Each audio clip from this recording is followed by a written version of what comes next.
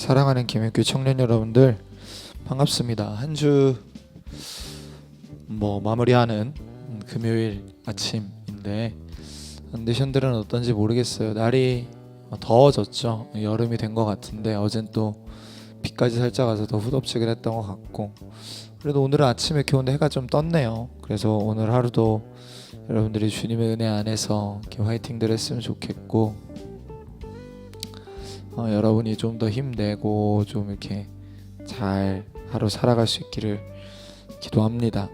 말씀을 바로 한번 보도록 할게요. 16절부터 이렇게 마지막 절까지 보는 게 좋을 것 같아요. 그래서 제가 읽을게요. 그러므로 너희 죄를 서로 고백하며 병이 낫기를 위하여 서로 기도하라.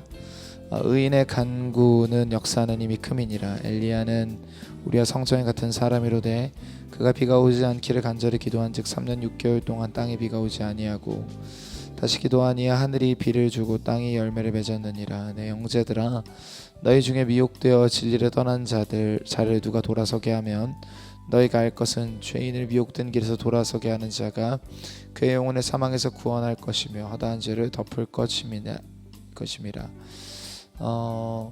저는 일단은 오늘 말씀에 보면 서로의 죄를 고백하며 병이 낫기를 위하여 간구하라. 그러니까 두 가지 연결성이 보입니다. 하나는 병이라는 것이 죄로 말미암아 온 것일 수 있다라는 개념이죠.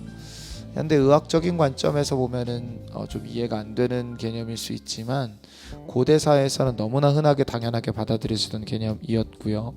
뿐 아니라 저는 현대 사회에서도 비슷한 일들이 충분히 가능하다고 생각합니다. 그러니까 병마 역시 좀 아픈 말이에요. 여러분 오해하지 말고 들어주십시오. 저도 저희 어머니를 안타까운 병으로 먼저 세상에서 보낸 사람으로서 얘기를 드리는 건데,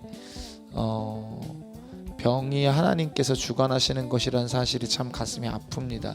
그러나 분명한 건 전우주를 다스리신 하나님의 주권 앞에서 볼 때 분명하게 인정돼야 될 사실은 모든 병이 죄로 말미암은 것은 아니지만 일부 병이 하나님께서 허락하시는 상황 속에 우리를 죄로부터 멀어지게 하기 위한 하나님의 도구로서 사용될 수는 있다라는 걸 부인할 길은 없습니다. 그 점을 좀 기억해 줬으면 좋겠어요. 저는 볼 때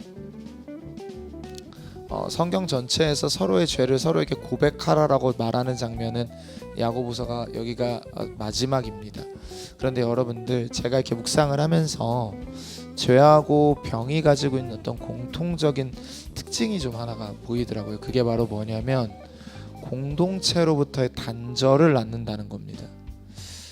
그러니까 예를 들면 단순히 전염병 혹은 죽을 병 이런 것들이 아니어도요, 여러분 마음의 병이 생기거나 혹은 어떤 병을 가지고 있는 것이 부끄럽거나 하는 것들, 그러니까 외견적으로 느껴지는 어떤 부끄러움이 우리를 어떤 사람들의 공동체, 더 나아가서 교회 공동체와 단절시킬 수 있다고 생각해요. 근데 그런 것처럼요, 인간이 육체적으로 짓고 있는 육체적인 어떤 병뿐 아니라 인간의 마음 안에서 일어나고 있는 여러 죄악들과 그 죄가 열매 맺어서 나타나고 있는 여러 악한 행실들 역시도 우리로 하여금 공동체로부터 단절됨을 낳을 수 있다라고 저는 생각합니다.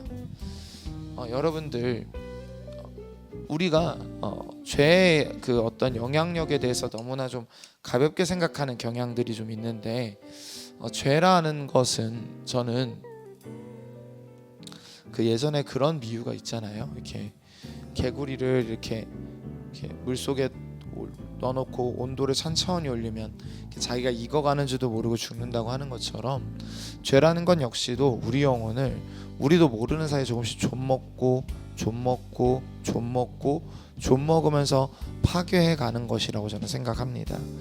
이게 굉장히 심각할 수 있는 일인데, 여러분 실제적으로 그런 일들이 벌어지게 되죠. 그래서 우리의 죄, 드러내지 않는 우리의 죄가 있고, 또 공동체에서 여러분 이 당시에 기도함으로 서로를 돕고 낫게 했던 것들을 생각해 보면, 병을 고백한다라는 것, 자기의 연약함을 공개한다라는 것이 어떤 의미에서는 또 어려움일 수도 있었을 것 같아요. 그러니까 드러내고 싶지 않은 자신의 연약해짐, 나의 약함을 공동체를 신뢰함으로 꺼내 놓는 것이 저는 굉장히 중요하다고 생각합니다. 그것이 결국엔 여러분 어떤 길을 나아가는 걸 막는 것 같냐면, 마지막 절에 미혹됨이라는 걸로 나아가는 것들을 막을 수 있다고 봅니다. 마지막 절에 보게 되면요, 여러분들, 누군가가 미혹된 자를 돌이킨다라고 얘기해요. 근데 여러분, 미혹되는 건 무언가에 속은 건데, 여러분, 저는 다양한 것들이 우리를 속일 수 있다고 생각합니다. 단편적으로 여러분들 이단이 우리를 속일 수도 있지만, 여러분, 그런 어떤 저차원적인 수준이 아니라 분명하게도 우리의 마음을 앗아가는 수많은 우상들, 그리고 현대사회 문화 속에 내재되어 있는 수많은 우리의 삶의 주인 자리를 차지할 수 있는 이야기들이 우리를 속일 수도 있어요. 여러분들 개인주의나 여러분들 아니면은 굉장히 뿌리 깊게 박혀 있는 우리 민족, 그러니까 민족주의나 또 어떤 정치적 성향에 따른 성향, 또는 자유에 대한 어떤 갈망을 담고 있는 나는 훨씬 더 자유롭기를 원하는 어떤 자기에 대한 애착과 같은 것들이 여러분 우리 삶을 좀먹게 만드는 결과들을 낳을 수 있습니다. 충분히 그럴 수 있어요. 근데 여러분들, 그런 것들이 좀먹게 우리를 두다 보면 어떻게 되냐면, 그것이 우리 삶의 주인이 되는, 제가 얘기하는 성도가 삶의 자리에서 이따금 그런 것들이 주인이 되는 것들이 아니라 그것이 진짜 주인이 되어버리는 어떤 말도 안 되는 역전현상이 마음 안에서 벌어질 수도 있다는 것이죠. 여러분, 굉장히 의미 있는 표현인데, 인간은 예배하는 생명체이고요, 인간은 예배하는 것을 닮아가게 되어 있습니다. 여러분, 그래서 어떤 파괴적인 현상을 낳는 것들도, 어떤 우리가 극한의 이기적인 모습을 낳는 것들도 사실 내가 원하는 나를 예배하는 때 가능해지는 일들이거든요.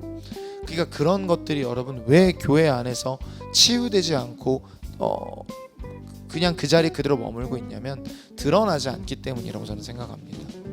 여러분, 늘 강조하는 부분이지만, 소그룹에서 여러분들, 우리가 소그룹으로 모였던 이유는, 초대교회가 모였던 이유 역시도 이런 겁니다.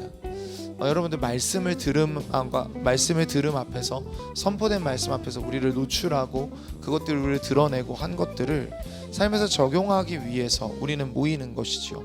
근데 나에게 적용하기 위해서 모이는 그 자리에서 우리는 정죄가 아닌 사랑으로 상대방의 연약함을 보고 함께하기 위해 모입니다. 예를 들면요, 거짓말이 아니에요. 여러분이 그 상대방의 여러분 연약함의 이야기를 듣고 나의 연약함을 나누고, 또 상대방의 어떤 병약함을 듣고 상대방의 병약함에 대해서 나의 병약함도 나누고 하는, 여러분, 이런 일들이 일어나게 되면, 우리를 드러내고 우리를 오픈하는 일들이 일어나게 되면, 그리고 서로를 기도함 안에서 다시 한 끈 안에서 연결되게 된다면, 여러분들 그런 것들이 노출되고 나아지고 괜찮아짐으로 말미암아 여러분들 우리가 훨씬 더 하나님 안에서 풍성함을 누릴 수 있다고 저는 확신합니다. 저는 여러분들, 사탄이 우리 한국교회 안에, 또 특별히 우리 청년부 안에, 또 여러 조국교회 내에 있는 공동체 안에 하고 있는 가장 확실한 어떤 신앙생활을 고립시키는 방법 중에 하나는 뭐냐면, 신앙생활을 철저한 개인생활을 만들어버리는 것이라고 생각해요. 성경은 공동체를 굉장히 강조하고요, 공동생활을 굉장히 강조합니다.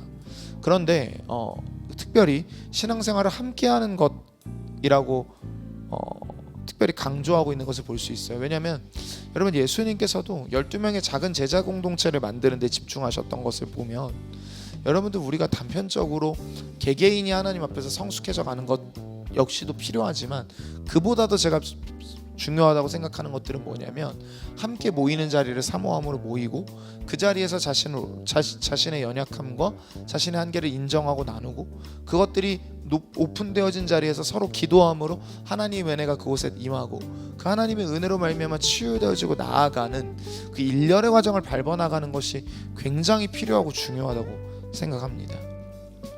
그럴 때는만요, 여러분들, 우리가 기도함, 하나님의 서로를 위해 기도한다라는, 서로를 향해 하나님의 음성을 들려준다라는 그 끈으로 연결될 때에만 여러분 우리는 우리는 온전한 신앙생활을 할 수 있어요. 여러분 그렇지 않습니까? 생각해 보십시오. 여러분이 양심적으로 여러분의 상태를 들여다보세요. 여러분이 죄에 빠지고 여러분이 병에 빠지고 하면 여러분들 육체적인 병은 마음이 쉽게 무너지게 만듭니다. 생각해 보세요. 사람이 아픔 예민해지고요. 예민해지면 그만큼 여러분들 훨씬 더 끌리지 않아야 될 것들에 끌리기도 되고요. 훨씬 더 마음이 쉽게 깔아앉고 합니다.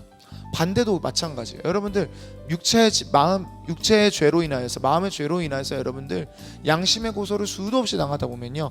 점점 신앙생활이 식어져 갑니다. 여러분 우리가 양심적으로 생각해 볼 필요가 있어요. 우리가 예수 그리스도의 은혜로 말미암아 그러니까 내 안에 없는 힘으로 말미암아 구원을 받았잖아요. 그럼 여러분들 우리를 영적 낙심과 영적 좌절감에서 건져낼 수 있는 유일한 방법도 내 안에 있는 힘을 발동시키는 게 아니라 여러분들 누군가로부터 하나님이 우리를 그 상황에 두신 거고 하나님이 우리를 그 상황 속에서 무언가 가르치시기에 영적 침체가 찾아왔다면 여러분 누군가가 우리에게 다시 하나님의 음성을 들려주는 공동생활로 나아가는 길밖에 없습니다. 혼자 기도하는 자리에서 하나님의 음성이 잘 들리지 않고 혼자 기도하는 것이 힘들고 혼자 말씀 보는 것이 지치고 혼자 신앙생활하는 것이 지치면 여러분 그냥 그 연약함을 그대로 들고 나가는 공동생활의 은혜를 누리는 게 너무너무나 중요하고 필요해요. 사랑하는 여러분, 저는 우리 조모임이 이랬으면 좋겠다는 얘기를 수도 없이 하니까 진짜 이랬으면 좋겠고요. 여러분이 서로의 것들, 서로의 아픔, 서로의 연약함, 서로의 죄악을 공개하고 기도하고 고백하면서 여러분 그것들이 함께 기도함으로 말미암아 나아져가는 것을 경험하는 우리 모든 청년부가 되기를 축복합니다. 그래서 여러분들 힘들어도 공동생활을 포기하지 마시고 여러분 의인의 기도는 힘이 있기 때문에 서로가 서로를 위해서 기도하는 자리로 나와 서로를 위해 기도하고 그 자리에 하나님이 임해서 여러분이 회복되는 것을 경험할 수 있기를 우리 주님의 이름으로 축복합니다. 기도할까요? 하나님, 우리가 진정으로 서로를 사모하고 서로를 아끼고 서로에게 우리의 연약함과 약점을 공유하며 공개할 때 서로가 나아지는 것을 경험하고 평가의 눈이 아니라 은혜의 눈으로 서로를 바라보며 서로가 회복되는 것을 느끼고 나아가도록 인도하옵소서. 아버지께서 그렇게 인도하여 주실 것을 믿고 감사드리며 예수님의 이름으로 기도했습니다. 아멘.